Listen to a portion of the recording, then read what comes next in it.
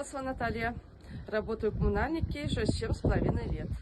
Латушкина Валентина, работаю в коммунальнике 24 года с половиной. Расскажите, как у вас получается этой снежной зимой, морозной трудиться? Мы стараемся, давно работаем, мы уже знаем как. Помогаем людям, чтобы они вышли из дома на работу, в школу, в садике детей отвезли. Выходим рано, в 6 часов. Всего у нас 7 человек.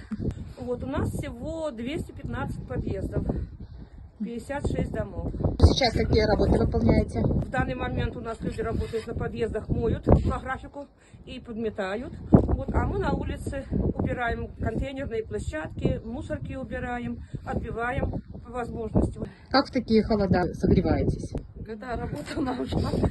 Когда работаем, нам жарко. В обед чай приходим, пьем горячий, да, с булочками. А так работаем целый день.